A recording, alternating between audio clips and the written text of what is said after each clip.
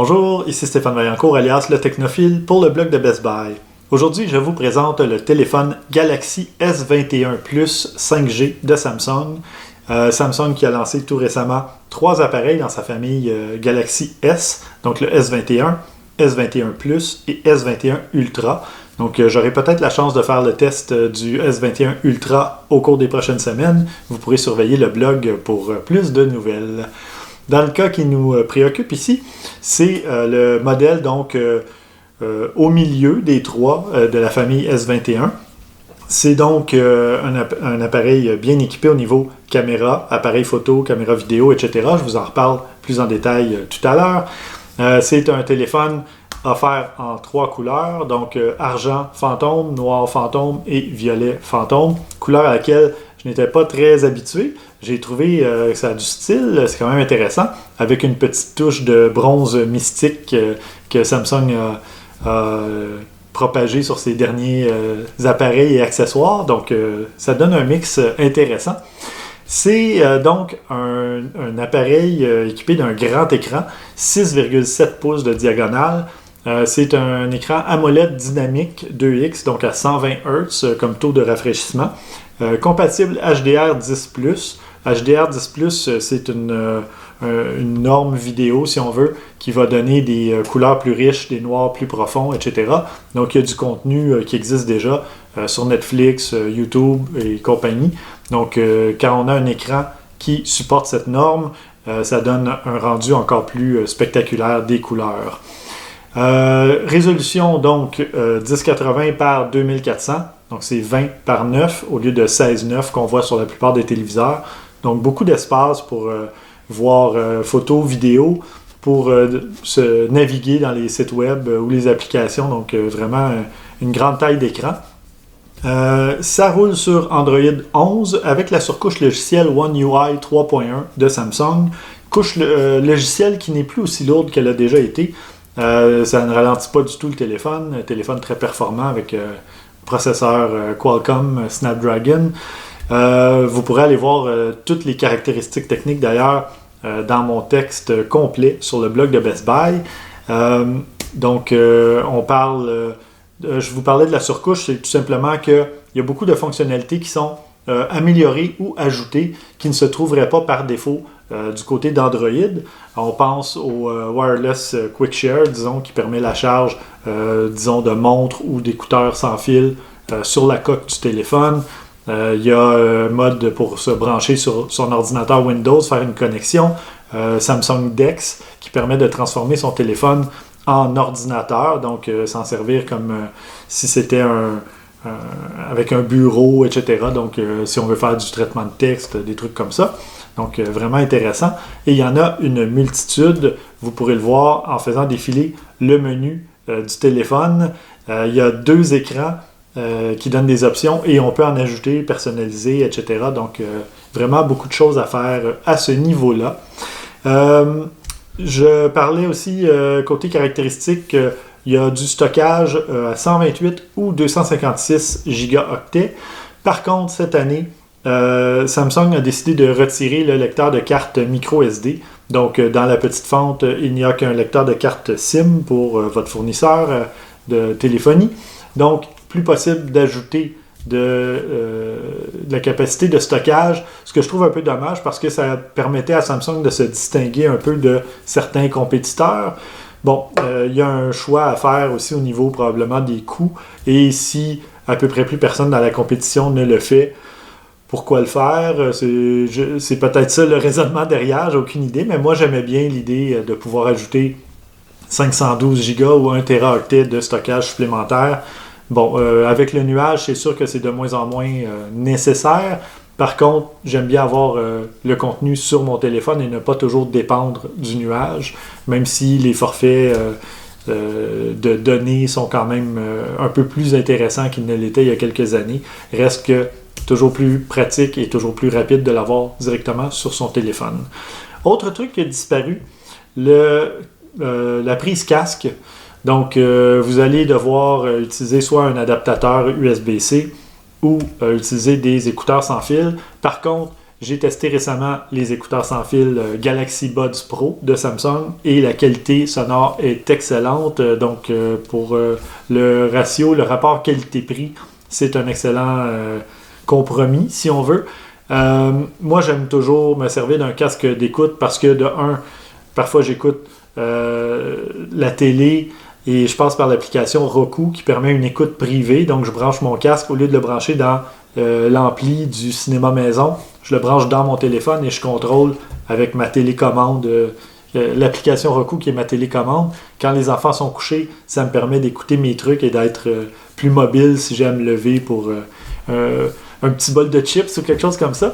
Mais reste que un casque d'écoute de qualité, à mon avis, peut-être un peu capricieux, va reproduire mieux finalement les graves, les aigus, etc.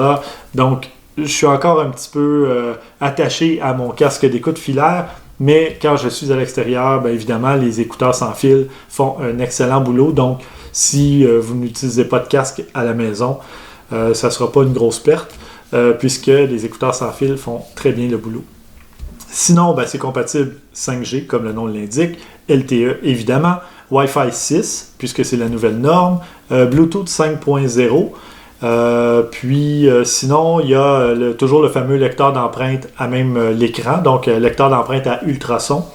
L'autonomie sur ce téléphone-là est vraiment intéressante. La batterie offre 4800 mAh, donc très bonne capacité. Et c'est possible de le charger évidemment par le port USB-C, mais on peut utiliser aussi une base de chargement, un socle de type chargement par la norme Qi, qui s'écrit QI. Donc, vous le voyez à l'écran, c'est possible de simplement déposer son téléphone sur un socle de chargement de ce genre et le téléphone va se charger. Je vous parlais du Wireless Power Share aussi, le chargement inversé.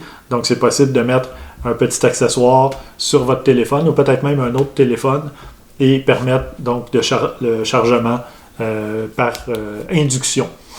Donc, sinon, allons-y avec les appareils photo et vidéo. On a 3 capteurs. On a un ultra grand angle à 12 mégapixels qui donne 13 mm. Vous allez le voir, j'ai pris quelques photos sur le blog de Best Buy. Vous allez le voir, j'ai une photo pour chacun des capteurs.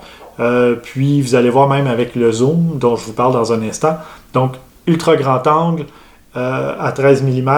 On a le grand angle 26 mm qui est à 64 mégapixels. Et on a un zoom téléphoto 1,1x seulement, donc 29 mm. Par contre, il y a un zoom hybride 3x qui va vous permettre d'obtenir un bon zoom. Et il y a le zoom numérique 30x pour dépanner. Vous allez le voir aussi, je vais vous le montrer à l'écran. On perd un petit peu peut-être de détails quand on zoome à 30x parce que c'est un zoom numérique comme sur tous les appareils qui vous offrent un zoom numérique. C'est généralement à éviter, même si les appareils font de mieux en mieux le boulot, c'est pas idéal. Par contre, on a déjà un zoom, le zoom hybride 3x donne un très bon résultat. Et évidemment, le meilleur zoom, quand je parle de photos avec des gens, le meilleur zoom, c'est vos jambes. Vous vous déplacez, vous vous approchez de votre sujet et la photo devrait être meilleure. Donc, pour dépanner, mais il y a aussi le fait que, justement, avec plusieurs capteurs, c'est ce qui permet d'extrapoler les pixels, etc., et qui permet d'offrir un meilleur zoom, une meilleure qualité lorsqu'on zoome avec le numérique. Mais sinon, le très grand angle pratique pour faire de la photo de building, photos de rue, photos de paysage, des trucs comme ça, ou des photos de groupe où il y a beaucoup de gens, ou dans une maison, c'est parfait. Et le grand angle régulier à 26 mm, ben, c'est celui auquel on est habitué généralement quand un téléphone a un seul capteur. Très très bonne qualité d'image, comme vous pouvez le voir sur les photos, bon rendu des couleurs très vives. Et même chose du côté de la vidéo. Vidéo 8K, 24 images secondes. On a de la vidéo, vidéo 8K c'est un petit peu...